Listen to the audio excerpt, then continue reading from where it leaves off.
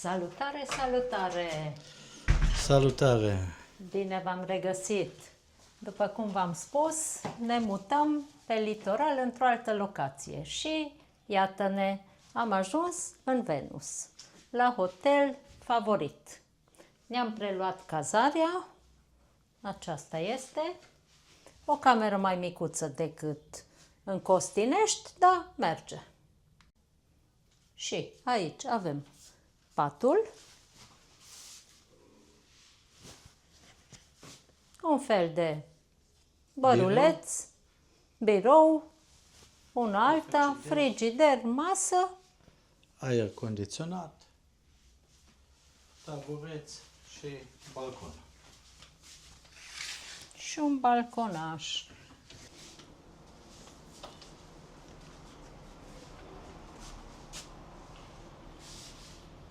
Loc de joacă în fața camerei.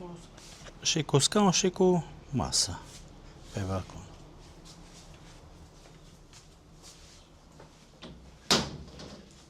Și mai avem și o baie.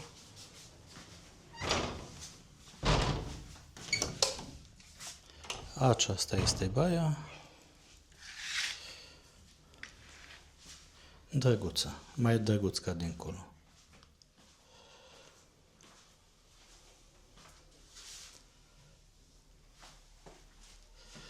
Și cam asta e cu cazarea din Venus.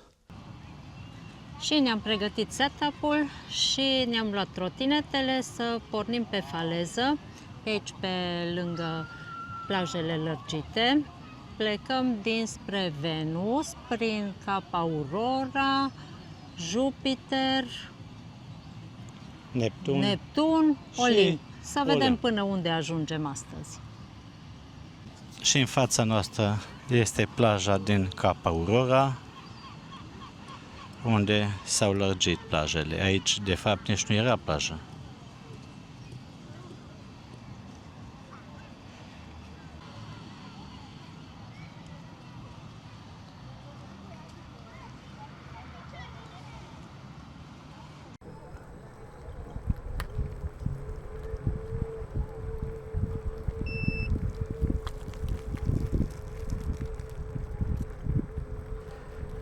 Și acum suntem în Cap Aurora. Aici în stânga avem Onyx Mera Hotel și în partea dreaptă avem plajele lărgite.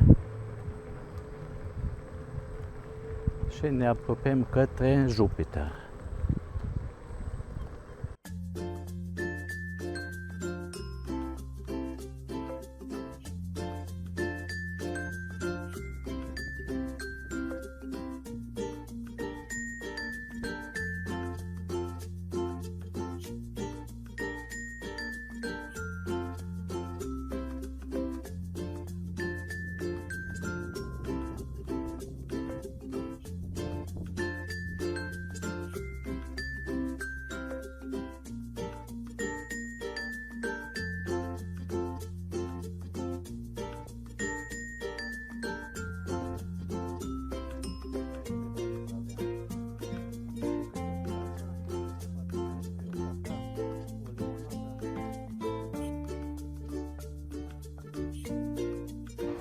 Și plaja aceasta aparține tot de Cap Aurora.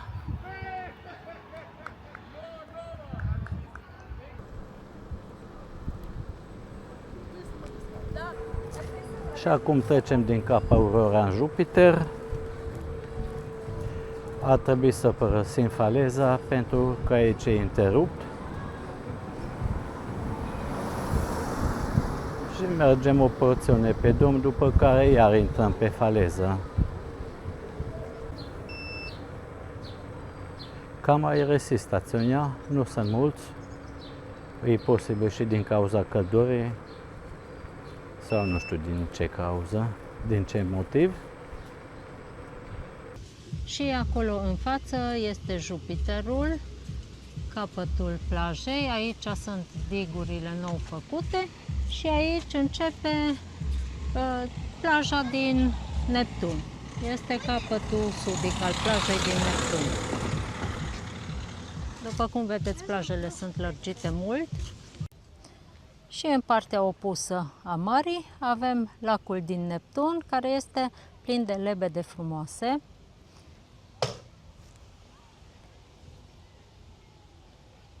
Sunt pe lac și rațe, pelicani, pardon, scuze, nu sunt pelicani, sunt pescăruși. Rațe, pescăruși, lebede multe, uite ce frumos e asta. Ai, ai, ai, cum se uită la noi.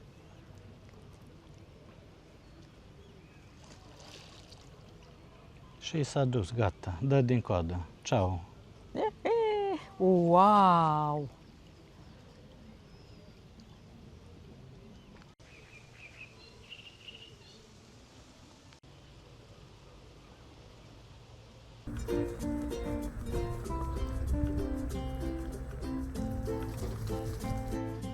Și cum am trecut, era capătul plajei din Neptun și acum am ajuns la plaja, Din Neptun. la plaja. Acolo în față, În față avem vedeți steagurile. din Neptun. Aici, în partea cealaltă a E falezei, lacul. este lacul din Neptun. Și aici plaja s-a lărgit. Anul trecut sau acum 2 ani, când am fost la mare, atunci se lucra.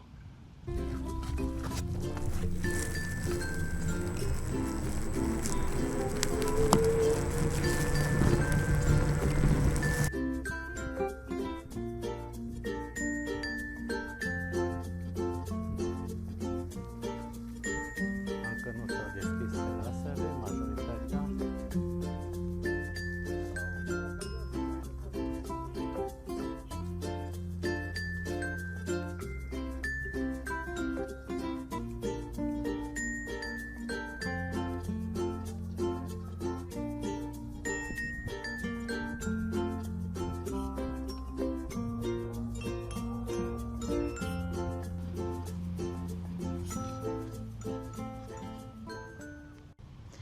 În depărtare, hotelurile acelea mari sunt hotelurile din Olimp. Și am ajuns la steaguri, în centrul Neptunului.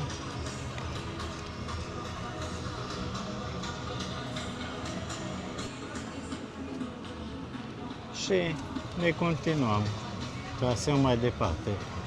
Plaja este plină de umbreluțe, este lărgită, sună tare muzica la terase. Și ne continuăm drumul din cauza muzicii, nu prea poposim prea mult aici.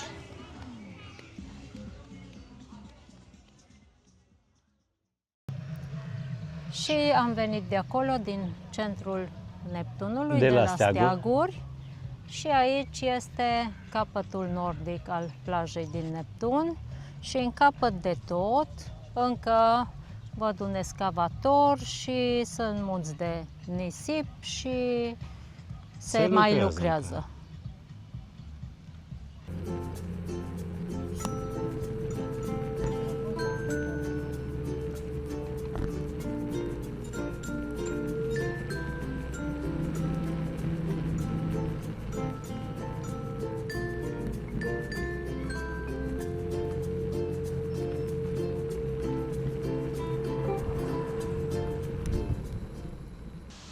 Și aici este renumitul lac cu nuferi și multe lebede din Neptun. Nu văd flori, sunt numai frunzele cărnoase, dar poate sunt flori în capătul celălalt. Aici e o întindere mare de frunze de nuferi. Arată superb. Uite flori, sunt flori. Uite acolo. Nu se vede. Pe Din filmare cauza nu soarelui. cred că se vede din cauza soarelui, dar sunt și flori.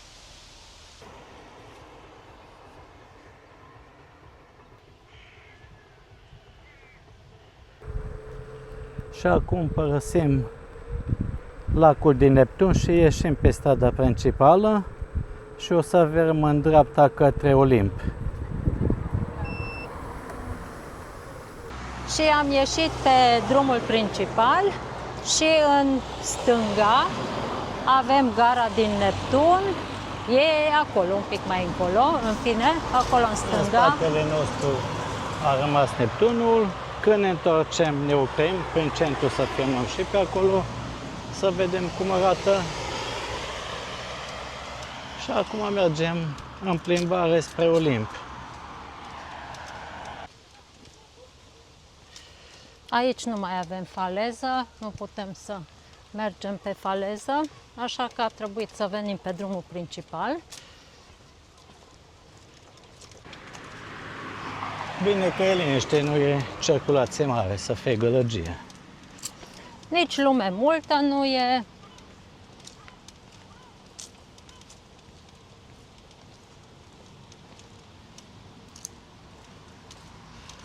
Sunt frumoase cazările acestea, dar nu știu unde merge lumea la plajă de aici.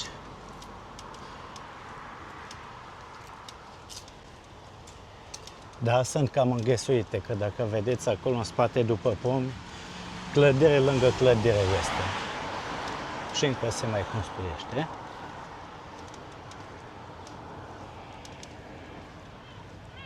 Aici este celebrul restaurant Ambasador.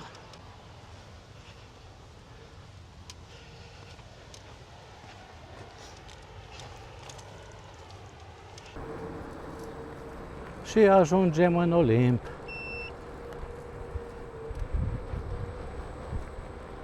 Aici în dreapta era un parc mare cu mulți buruieni, dar văd că acum se reamenajează.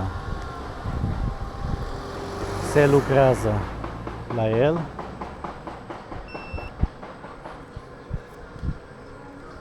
Cu toate că a început sezonul, peste tot se lucrează. Cred că până la sfârșitul sezonului tot se va lucra.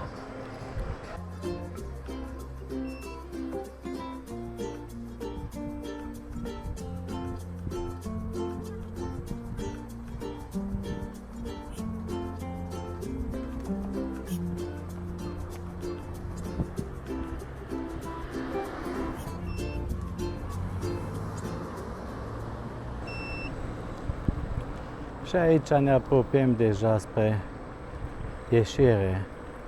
Suntem aproape de ieșirea din Olimp. Și am ajuns la Novum Vaisi, în capătul Olimpului.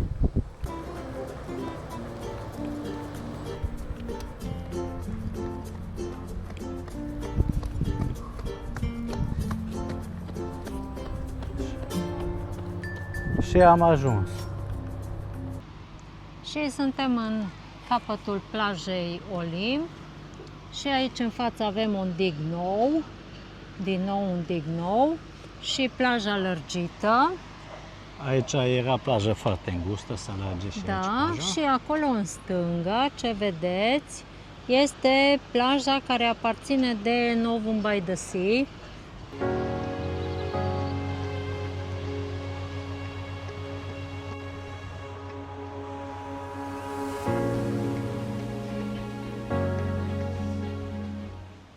Și am coborât aici lângă plajă, era o alee cam stricată ea, dar s-a putut trece, nu? Un fel de faleză.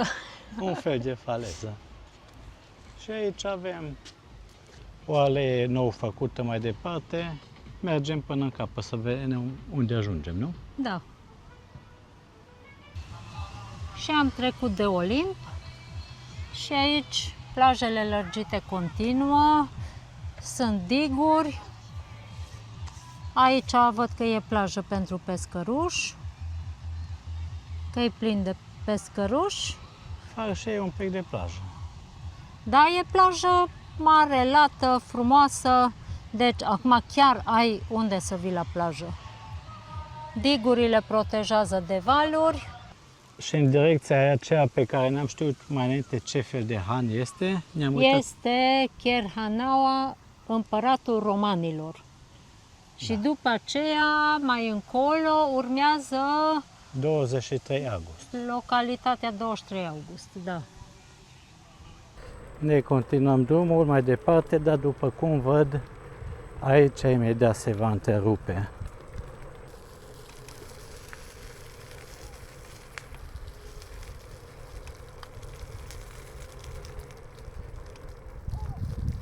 Dar ei se termină.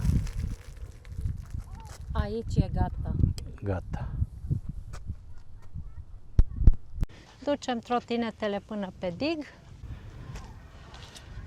și am ajuns pe dig cu trotinetele. Ce chestii facem noi? Așa-i? Da, da. Pe dig cu trotinetele. Sper și să merite. Să nu fie scurt digul. Hai să vedem. Nu, hai să vedem. Gata! Am pornit pe dig.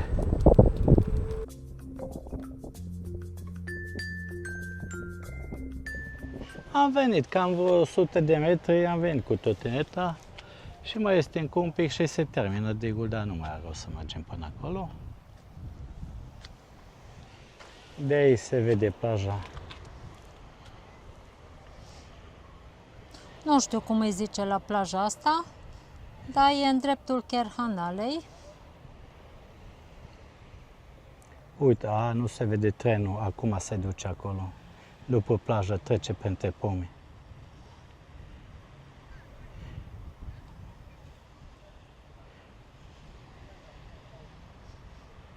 Ca să ajungi cu mașina la Kerhana, trebuie să treci peste calea ferată.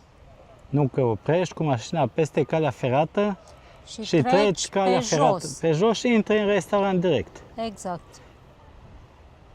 Trece prin curtea restaurantului trenul.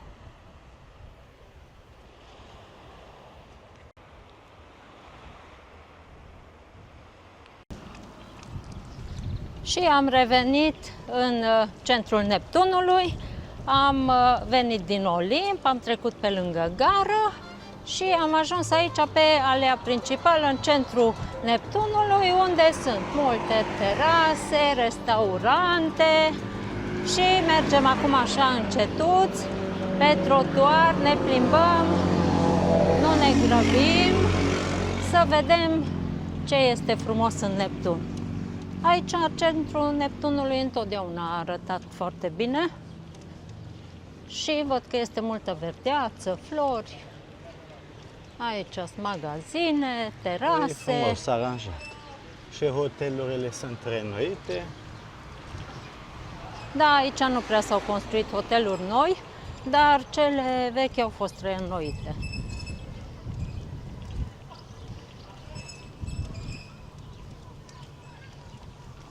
E frumos un searbă peste tot. Și amenajat cu flori.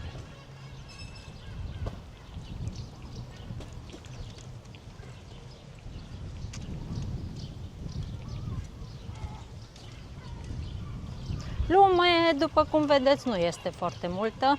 E și căldură. E cald.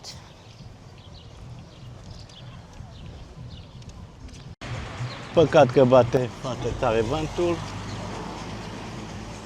Dar măcar ne răcorește. Da.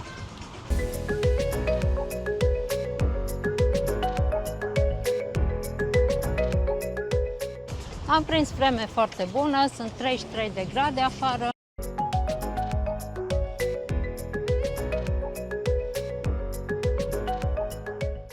Aici este aleea care duce la mare. Acolo în față se vede teatrul de vară.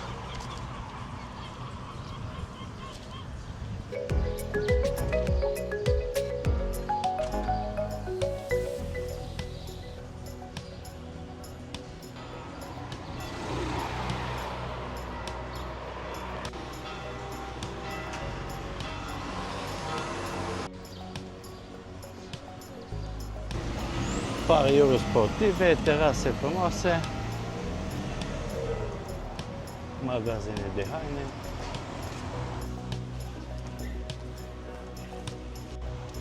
S-au deschis în toate stațiunile o grămadă de magazine la doi pași. Până acum la doi pași nu era pe litoral, erau foarte puține, dar acum sunt chiar multe. S-au mulțit.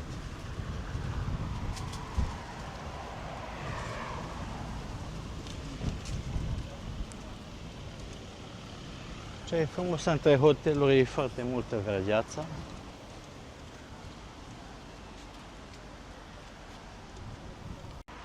Și aici este intrarea la parcul de distracție, care se numește Prichindel. Foarte multe nu sunt nici aici, dar după Marea Stațiune. De aici s-a mai golit, nu sunt așa de multe terase. Dar sunt, aici în față e plin de terase, în spate e parcul de distracții. Și ca să nu ridicăm trotinetele pe scări, am venit aici prin spate să intrăm. Parcul ăsta de distracție e mai mic decât cel din Costinești. În Costinești ai mai multe. Și în Venus e foarte mic. Acolo și mai mic ca și aici. În Venus n-ai aproape nimica. 3 învârtitoare și gata. Da, în Costinești nu ai roata asta mare, panoramică. Care roată?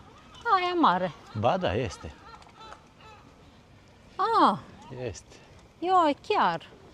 Este. Am uitat, în fine. Uite, avionul se mișcă. Aha.